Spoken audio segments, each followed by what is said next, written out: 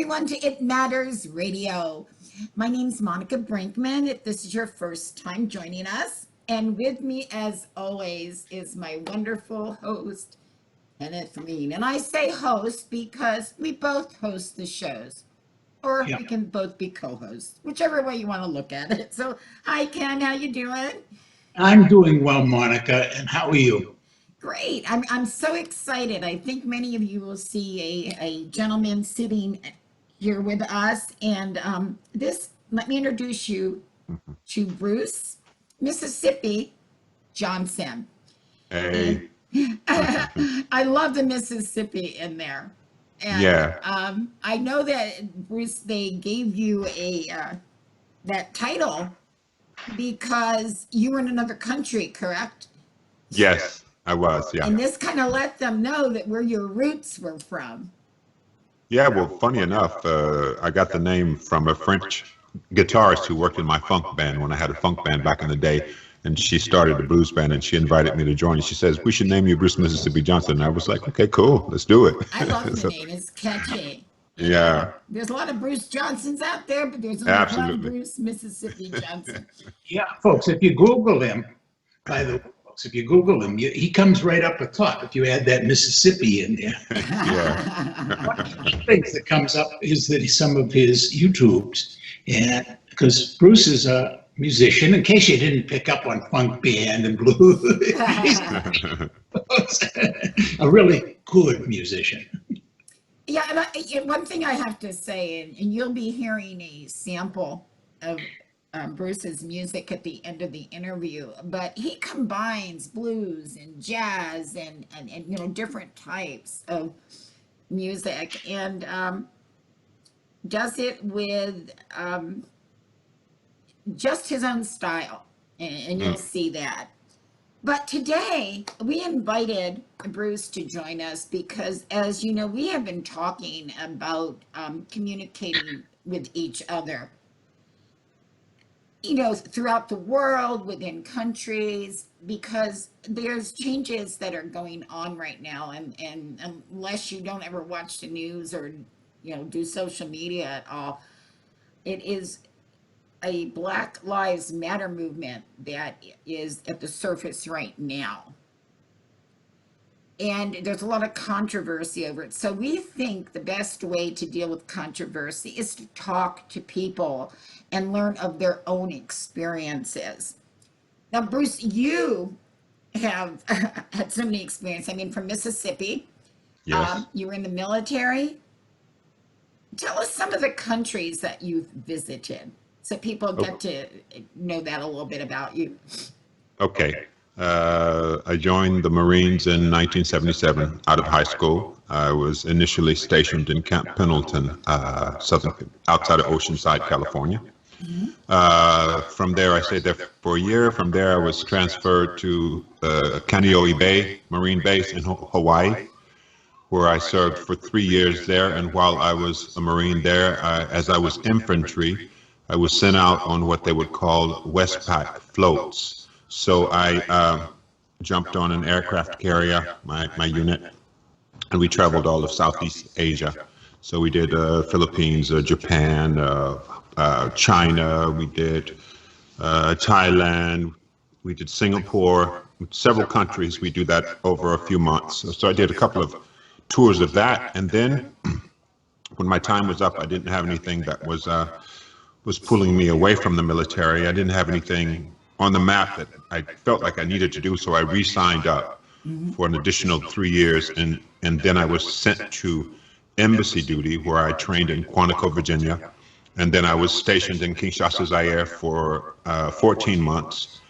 After Kinshasa, I was transferred to Paris, France, where I stayed for 18 months in the Marines, and met someone, fell in love with them, started doing music. I started doing music actually in Africa. And I stayed in Paris for 20 years. And now I'm in London, where I've been since 2004 with my wife and my daughter. Yeah. So you've met people from all walks of life. Yes. And, yes. And that's let's just emphasize one thing here. This is a man who has served 2 tours of duty in the United States Marine Corps. This is a man whose service record was sufficient that he was put into embassy duty, which is not something, you don't put the bad guys in there. Yeah, not Right. just anybody. No. These are the pick, because they're people who have to keep their cool. They're people who have to know how to show respect to people at the same time as they're showing strength. This is a very special duty. So 2 things we know about this man: that the United States has already certified him as one of the good guys, Right. and that he has already demonstrated through 2 tours of duty in his nation's service that he loves our country. Yes. Bruce, I appreciate you. I I was- appreciate you underlining that. Go ahead. Sorry. No, Monica. I was wondering, we're always hearing stories about the military and things that go on there.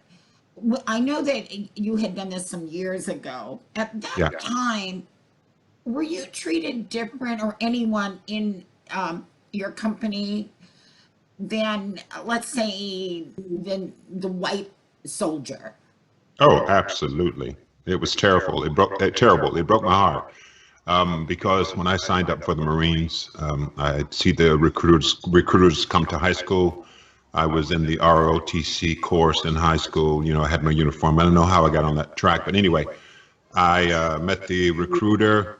I listened. I loved his story. He'd seen the world. He said, go out, be your own man. We're one family. We're one green family. So I went out thinking that. And I had a rude awakening from the jump, a rude awakening, because the Marines, on top of other things, was the last unit, I think, or the last branch to mix blacks and whites. They resisted it forever. So I didn't know all of this history then, because I was like 17 going on 18 when I joined. So I hadn't really, yeah. So get to California, separation, abuse. This is, like I said to you earlier, it wasn't my first sighting of the KKK, but it was the second sighting of the KKK, the cross burning on the Marine base in California, 78, broad daylight, put there by Marines. I'd been insulted by superiors who I attempted to report to the top dog, and was told that if I didn't, but I was told that if I didn't shut up, and this was in Marine Security Guard school, that I would be kicked out of the school. So there you go. So you had to take it, you take it until you couldn't, and there you go. I mean, it was heartbreaking for me, because I did think as a 17-year-old that I could do something good for my country, that I could go and, and serve it, give up some of my life and discover something. So I really felt that about it. And it didn't turn out that way. So I guess, it was what it was. You said something interesting, that you took it until you couldn't anymore. Can you let me know how you feel? But I think we're at that point right now in the world, especially in America, where that's it. You take it, you take it, you take it, and that anger has to be there. It has to be beneath everything. Oh, it is. And now it's just come to the surface. The difference I'm finding is that there's other people that are at your side now. Yes. We kind of had that back in the 60s, Yeah. And I think it's resurfacing again with the younger people, that they've been brought up so differently than people of my age or Ken age have been brought up as, I would say the majority anyway. There's some that still preach prejudice, but most of them nowadays don't preach that. So it's a different world, and I think people are just not going to put up with it anymore. Well, let me ask you. I'm curious. Of course, you're in London now, and for 20 years you lived in France. Have you found the attitudes different in Europe from what you found in the United States? Well, I have always had this point of view on that. I'm glad you asked me that question, because I always said, when I was in France and getting racially aggressed, I would always say to myself, well, this is not my home, It's not my home. I didn't serve it. So for some reason it was an easier pill to swallow than coming from my homeland, from my motherland. Well, not the motherland, but you know what I mean. I found it easier, but I did. I have encountered it in France, but on small levels. And it didn't feel, I've never seen, I recently was going on YouTube and watching videos of this and that, and stumbled upon this guy that's a black Republican, and he was attacking a few white American girls that were singing a song like America, about America in a dark kind of way. And he was like, well, if you don't like it, leave, go back, leave the country or something. And I just looked at him, I thought he was delusional, because and I said, I know I shouldn't have commented, but I did. And I said, have you lived abroad? A young man, I can't remember his name. He calls himself he's linked with Candace Owens, and I can't remember his name, the doctor or something. Anyway, I told him that I thought he was delusional, and had he ever lived abroad? And, and I mean, when you live abroad, you discover more about America than you can when you're in America, I think, because you get a different point of view. You get the love, mostly love, I think I'd say. People, they have a love-hate relationship with us in France.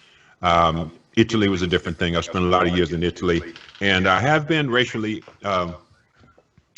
aggressive, but it's not felt like America. Like, I'm in Italy, and a lawyer walks up to me, introduces himself as a lawyer, because I speak a bit of Italian, and that was his first introduction. And his second phrase was, "Is it true what they say about black men?" That was his second phrase. Is it true what they say? Do you guys have an enormous, Yeah, exactly. And I just stood there and I thought, wow, here is a so-called educated man that is stooping so low.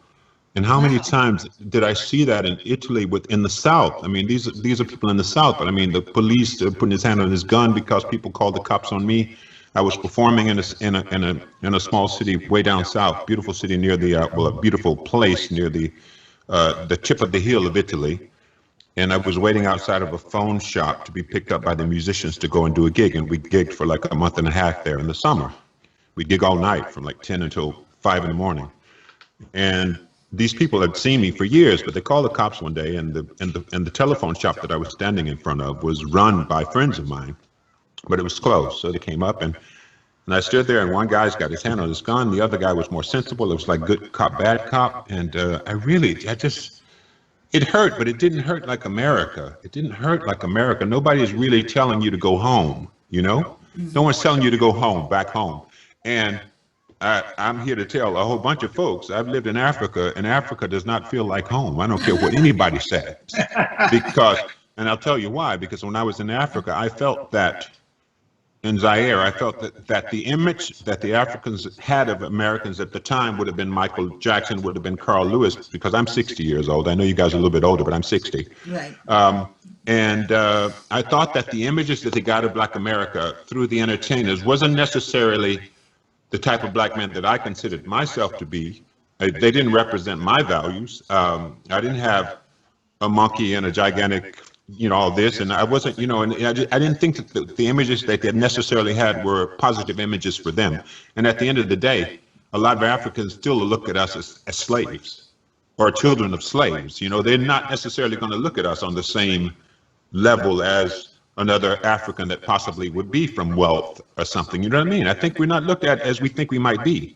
So I played basketball for many years, and I played basketball on a team there. And I don't know whether it was personally directed at me, but while sitting on the bench, glass was being thrown my direction, and you just kind of felt, Wow. a lot of mixed stuff going on. So out in Europe, I have felt it, but I have never felt it like America. I've never went to a friend's house and had people scream out of cars and spit out of car windows until I got into his door, a white friend of mine in Indianapolis, where I went to high school. I've never had that happen. I've never had people just aggress me like that, or come and get in my face and call me the N-word, ready to fight. I've never had that outside of home, Yes. And here's home where they should be embracing you. Well, not necessarily embracing me, but, treating me equally. That's not asking a lot. I'm not asking, like everybody's talking about Black Lives Matter. And I think that for me personally, when I hear that phrase, Black Lives Matter, in the sense that the whole matter comes up because folks are dying unnecessarily at the hand of police brutality. So that's why we're saying Black Lives Matter, but that it doesn't mean that white lives don't matter. No. You know what I mean? Nobody should twist that. It doesn't mean that. At least for me, it doesn't mean that. It means that the lives matter. If white people were getting killed as or getting brutalized as much as African American males, maybe we'd say white lives matter. If you guys, yeah. I have to interrupt because I think, you know, much as I agree with everything you're saying, Bruce, Yeah. I take Black Lives Matter personally to a different place. I was just reading, for example, the other day about how much greater the level of lead poisoning is among children, children of color, I'll say, because it's also brown, you know, Hispanic, but particularly among Black children in this country, because they are being given water through pipes that are lead. Right. And places like Flint, Michigan, but it goes way beyond Flint, Michigan. It's if you go to a school, to a city like any city in America, and you go to the schools in the Black neighborhood, and you look at the water that's coming out of their drinking fountain, and you compare it to the white school. The white school is usually newer, and the water is better filtered. Mm-hmm. Mm-hmm. So when we talk about Black Lives Matter, I would say it's the whole brutalizing. It's not just the police. Yeah, the police is just the tip of the iceberg. Yeah. I'm with you. I'm with you on that. And I'm just thinking back to my childhood, and I thought of this a lot. And I didn't write about it yet, but I heard this song from B.B. King that kind of summed it up to kind of what I lived. He was talking about, that's why I sing the blues, and he's talking about the rats and the roaches having conversations. I don't remember the exact lyric. But when I went to my grandmother's house, my God, when I met my father, when I left Mississippi and moved to Indianapolis to meet my father for the first time and live with his family who I had not met, my grandmother, my God, her house was this roach and rat infested, you know? And my sister worked 2 jobs and she still had holes in her roof. So when people say, sometimes when I hear people saying, well, Black people just need to work, I don't think they get it. I don't think they get it, because if they say, if you and I both apply for the same job, you know, we could work equally the same. We could give the same effort to our work. That doesn't mean that we're going to get, what am I trying to say? I'm saying that the same wages. The playing field is not equal. Well, and then let's just go the next route here, people, because we have to stay on. If we're really going to be honest about American history, right, we get to Tulsa. Right. You have to, and we always, in my mind, have to end up in Tulsa, because when Black people actually we're doing it. Yeah. In Tulsa, they made it big time. I mean, that was one of the few places in America where the Black population actually was doing well. Was not only on a par, but in many ways more sophisticated and wealthier than the white. So what's the answer? A massacre. Right. I think, like, you know, I don't know if I told you guys, but I'm also an actor, a movie actor as well as a singer. And when I discovered the story of Tulsa, I was like, why is Hollywood not addressed to these sort of things? I mean, are people afraid that these stories are going to get people so outraged that they're going to start riots or something? That's a story that needs to be told. And if you don't look for it, you won't find it, you know? And my life is, I was writing this. I was writing it because I had some family issues off the back of this Floyd killing and stuff. All of a sudden, something surfaced within my wife's family that was very, very upsetting and put us at a distance from some people because of their reaction to the Black Lives Matter statement. Their counter was to post an article about whites having been slaves as well. That's not the conversation. That's true, but that's not the conversation at the moment. So, you know, it isn't true particularly.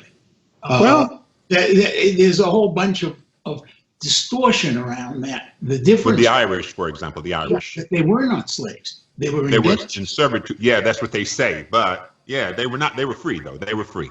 Well, yeah, they worked, but they were free. Their time of service did end, and of course, an example of that is all of Australia. Right. Georgia.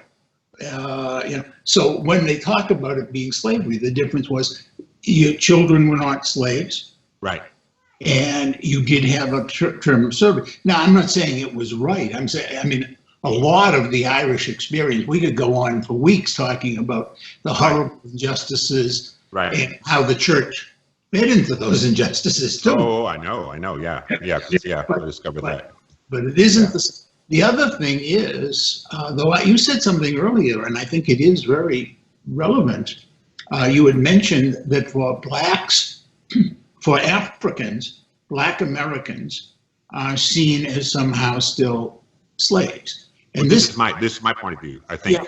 Yeah. But I think that there's a reality to that. And the reality is that most of the slave trade that went on, it was in fact one tribe selling. Oh, absolutely. And no one really talks about that either, but yeah. So I think that a lot of people in Africa, when they deal with Black Americans, have to deal with guilt.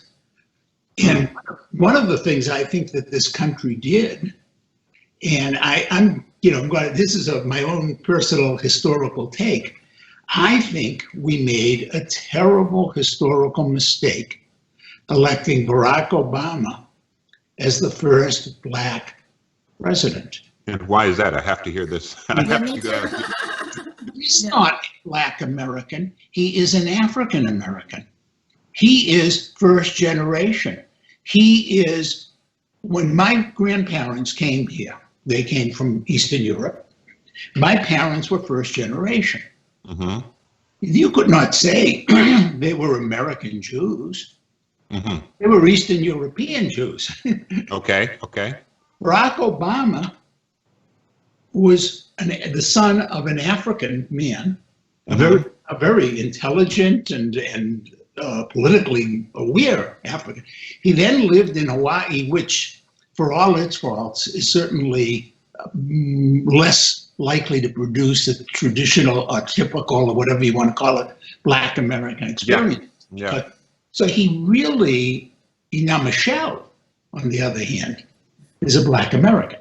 Right, absolutely. I would love to see her be president. Oh, well, let's not go there. I mean, I'm a charter member of her fan club, but I do think that, we put ourselves out and we bought the people of Africa out of having to deal with the reality by just jumping over that history. Right.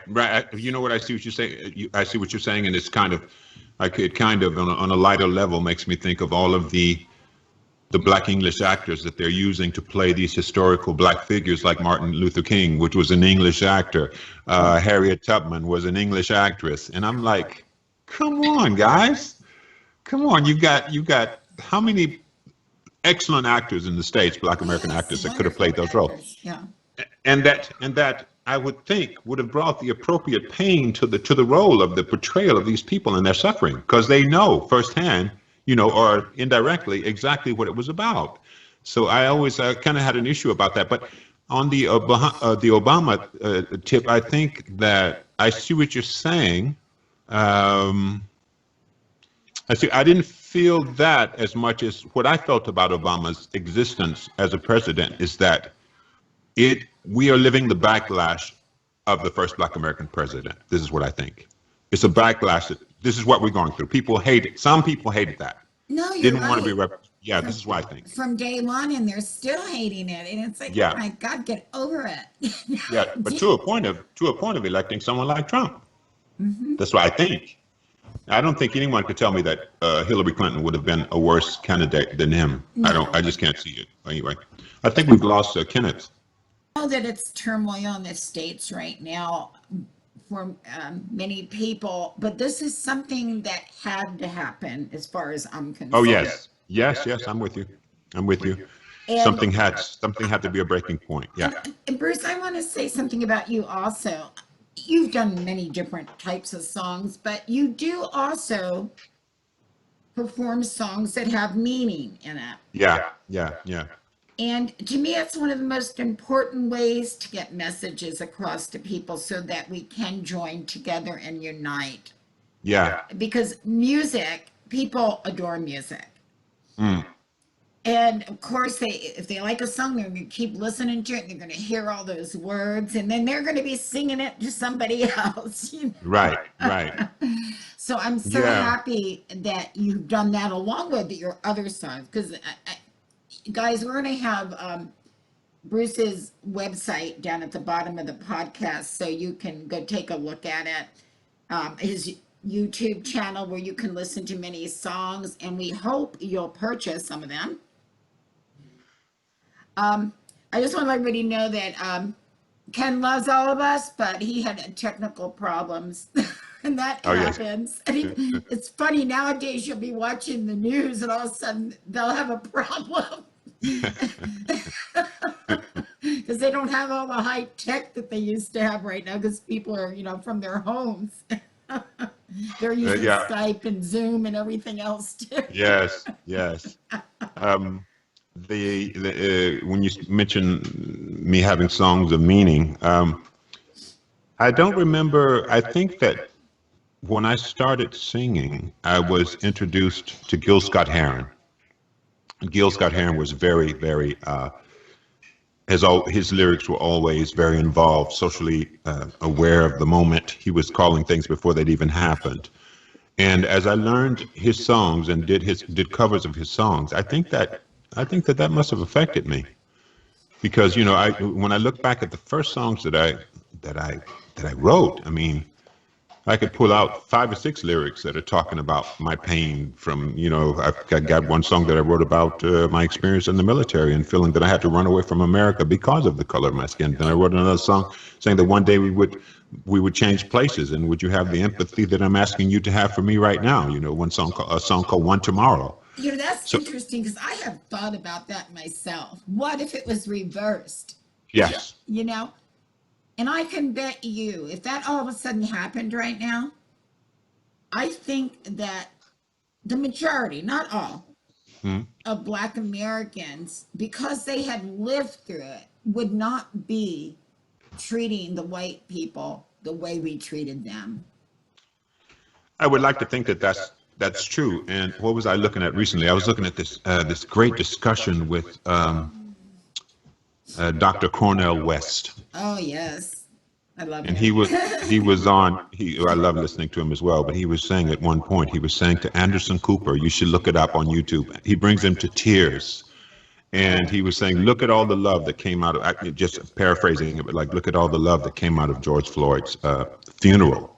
Yes. And then he talks about the music that African Americans have created in the States and all the love that comes out of that. And he says, we've always resisted in creating a black KKK. We've not wanted that. We're people of love. And I mean, when you're in Africa and when I was there, one of the things that I felt, although I know that they've had serious violence amongst their own people, they've, with the machetes and all that other stuff, that old school torture. But I found that there was a lot of love going on. The family is a big thing. It's very strong there. So I've always felt that that I think I even said it. I even mention it in my Mr. Policeman. I kind of talk. I say, do you know about the God that my folks fear? Because most of the Black Americans that I know are church-going people and God-fearing people. And if you fear God, then you have a compass that's telling you that you will not kill, you will not do this, you will not do that. So I do believe that we are people, maybe through the suffering or whatever, that are people that would probably resort to love before violence. I know there's a lot of black-on-black crime that needs to be dealt with and talked about, but I would hope that is a minority of the population. Well, I see it as like a big thumb, just keeping people down. Down. And Yep. everybody goes, oh, they're burning their own stores. You know what? No, they're not. Not one of those stores is owned by anyone in the community. You Right. have to invest in the community so that people will have pride. They buy from those stores now, or they live in the apartments now. They're investing in some big corporation. They are keeping people down by not allowing money to go to these neighborhoods to build them up. And I'll Right. bet you start having ownership by people within the community, the Black community, they're gonna act a lot different. Yeah, they will. Yeah. Yeah, I would like to think that. It just made me, brought something to mind. My dad, he had a store for a while. And I remember being at his store once when I was home on vacation from the Marines, and the store got robbed while I was in there. Oh my word. That was, I wish that was one of the most hilarious, in hindsight, that was a very hilarious moment, because I have never in my life stretched my back so far back to put my hands up in the air to not be shot by that shotgun that woman was holding when she robbed the store. It That was had to be terrible. terrifying, yeah. Terrifying. And I was in the military, but she was a black woman. So there is a lot of black on black crime. And I think that the whole thing is kind of hard. You just can't always, blame somebody else for your failings and stuff. But I think that it's so ingrained in the black community.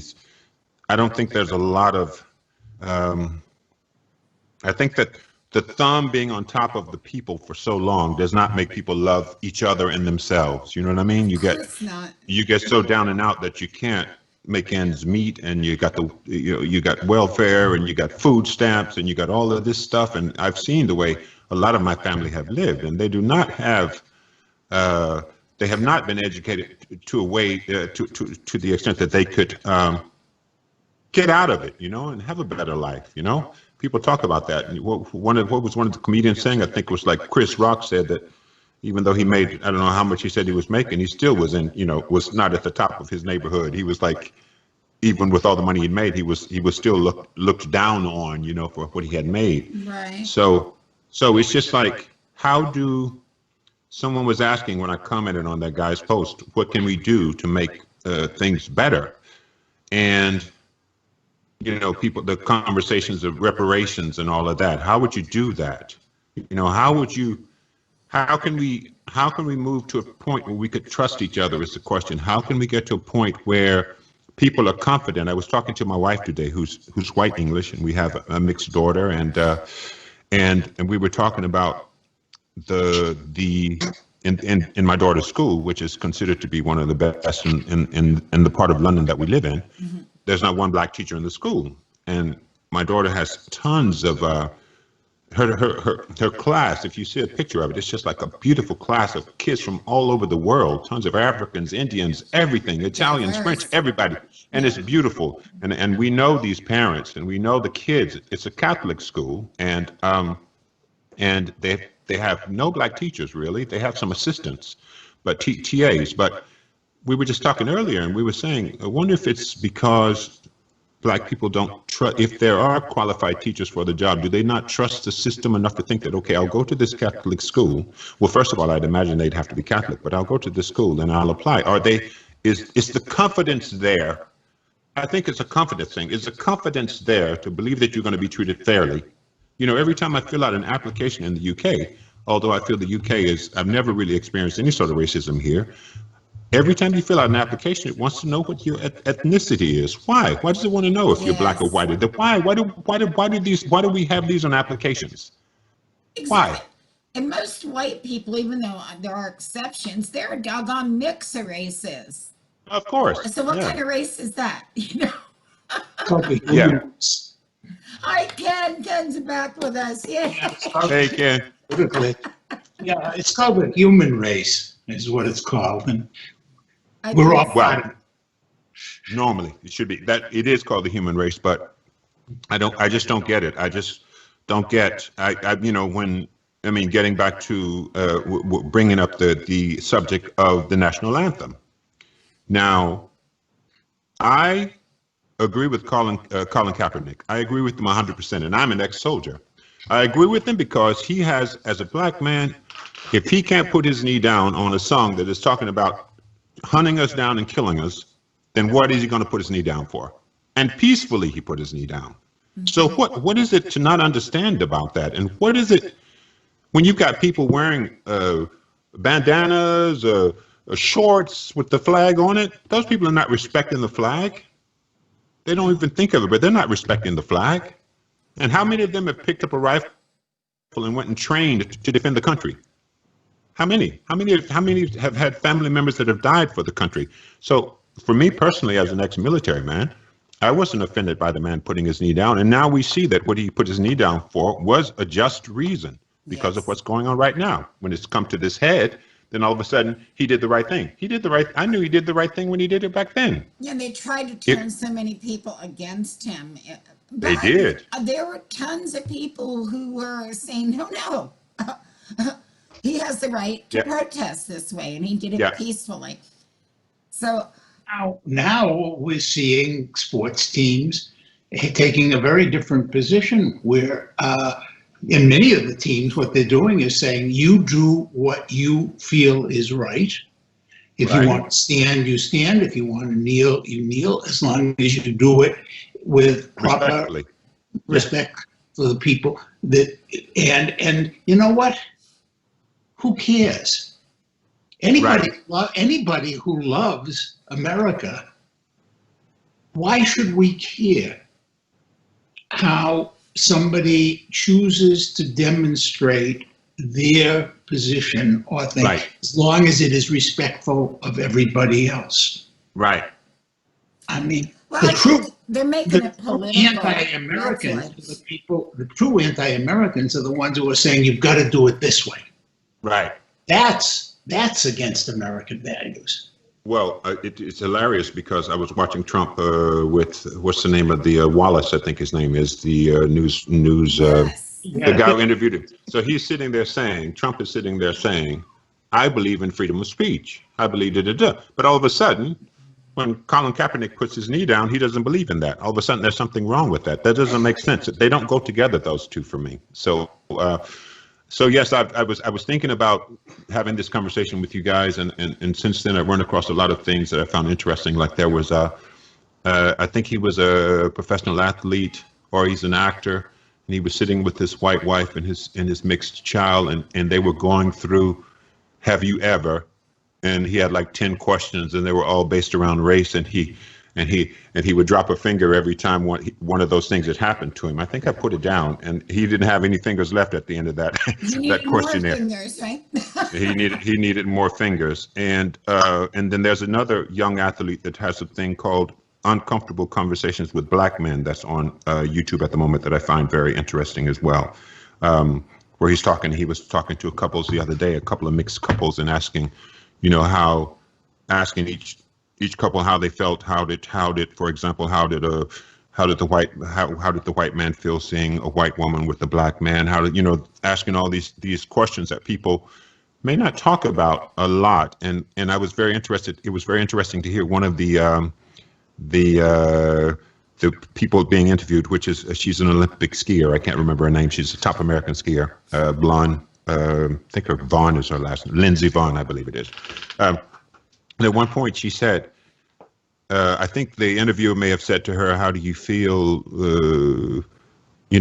something to do in the face, when black people see you with this black man, or when black women see you with this black man. And she said she felt guilty that she had taken away a strong black man from the community. And I found that very peculiar that she chose the word guilty, because I never felt guilty being with my wife ever. So, it's just what are the things that we need to be saying that could make a difference, even in this conversation? We can agree on a lot, but what do we disagree on, in fact, Well, I think a lot of it isn't going to change, and we've talked about this before, Ken, until white and black, and I don't care what race you are honest with each other about their own prejudices, because they do come from both sides. Oh, absolutely. They have to. And you have to speak. It's like the white elephant, or the pink elephant in the room. Right. Everybody goes around it for centuries, and no one will talk about it. And the show that you were just speaking of, I hope other people will check that one out also, because it's time we ask these questions. I know we've all been brought up with some sort of prejudice, you being Absolutely. told that now white people will do this, and the truth is not all white people will do that. Absolutely. We've been, I wanted to say something real fast, Ken.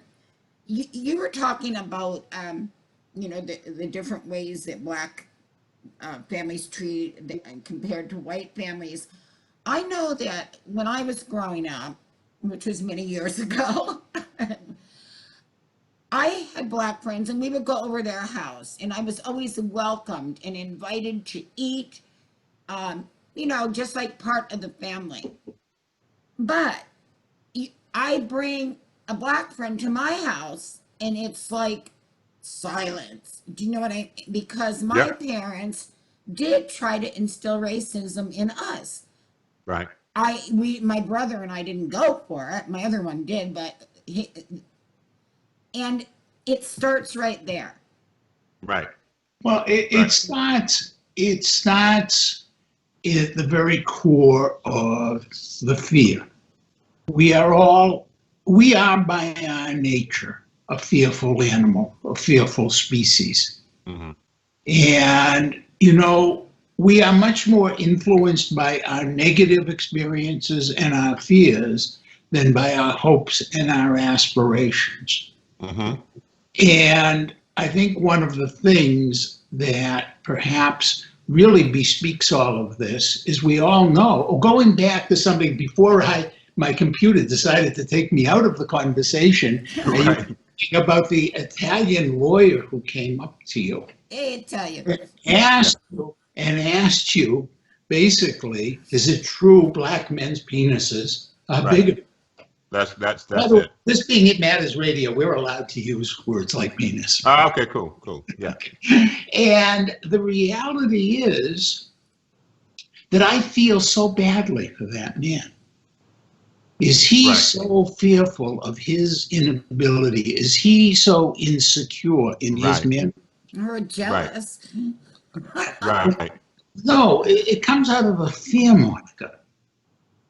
That's great. And insecurity, yeah, and insecurity. I mean, I've had it before. I've had the jokes. But it's in the South for some reason. There's a lot of pee jokes. Yeah. I don't know why that has to be there. And it's almost like I felt that in Europe, maybe in the south of Italy, I felt that if I had let it happen, I would have been reduced to the size of my penis. Yeah. But I never let it happen. And when you don't let it happen, all of a sudden you've got a chip on your shoulder or something's wrong. I remember I was performing on stage in this club that I mentioned earlier in the earlier years. And we weren't treated nicely. They would have a house, and they would put the singers in the house with a bunch of Italian teenagers, and Italians are super loud in the South. So they'd party all night. We'd already worked until 5 a.m. They want to party all night. We'd have to sing, try to protect our voices and the humidity and this, that, and the other. And I remember being one of the only singers that would speak out about it. And what happened to me is that one night I was on stage before the end of the season, and the owner's daughter ran from downstairs in the kitchen with other waitresses, and they covered me in cream pies. They hit me with the violence with cream pies, just so hard. And I was standing on stage, absolutely covered in cream pies. And then I got very upset about that, and I spoke to the boss about it. And then he tried to convince me that was something they do in Italy, that as a joke. But that wasn't a joke. It wasn't a joke for me. It was like a disrespect of the black man in a certain sort of way, that I connect to the penis jokes, that I connect to a lot of things, because at the time you didn't see a lot of blacks in that area.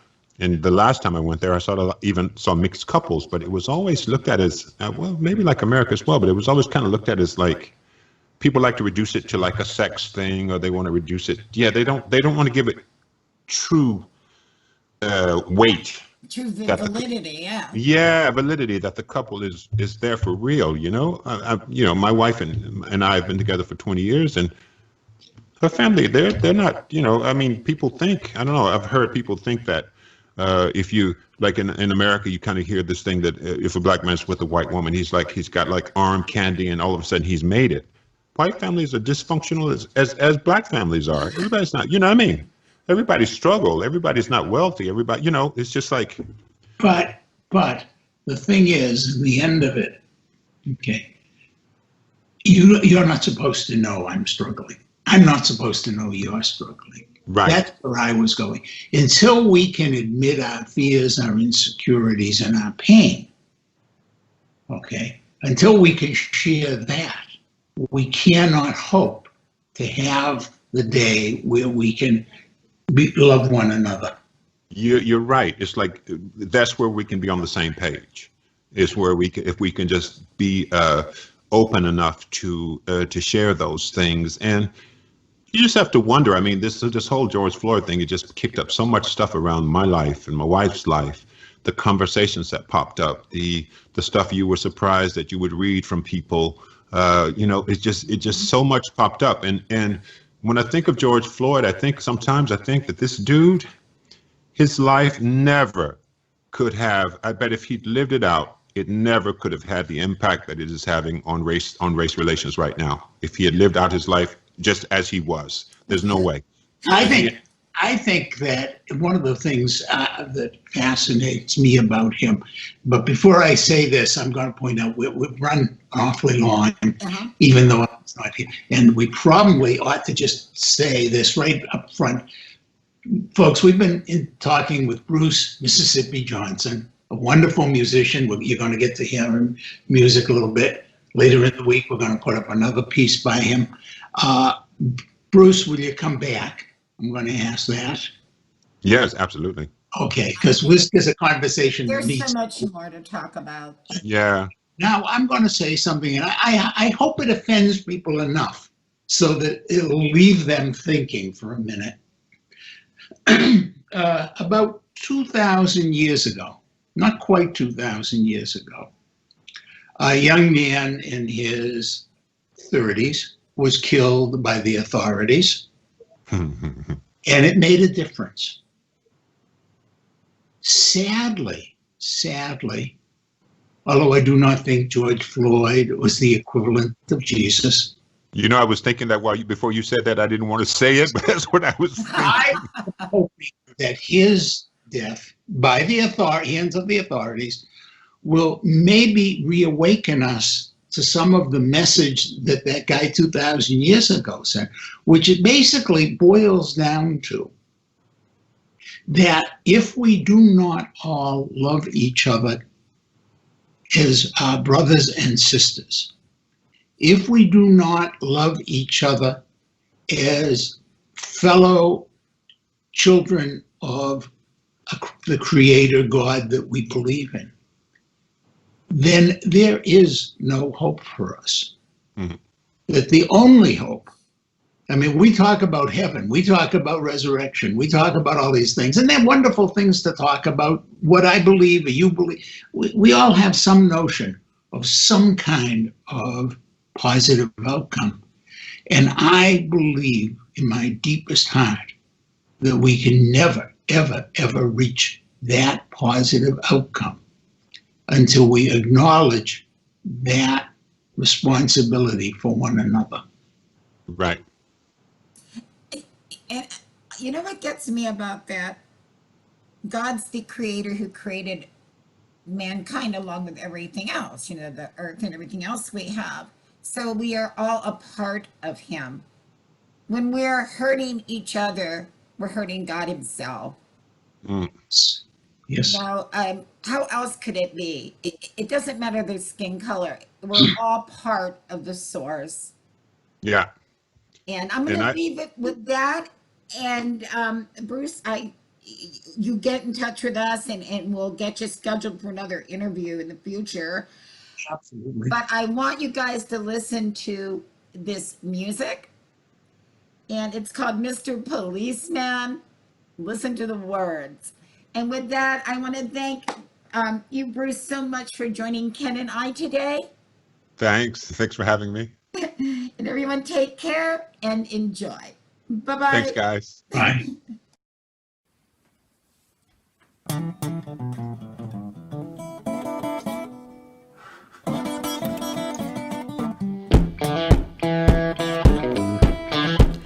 Mr. Policeman, if you can't stand the heat, get out the kitchen.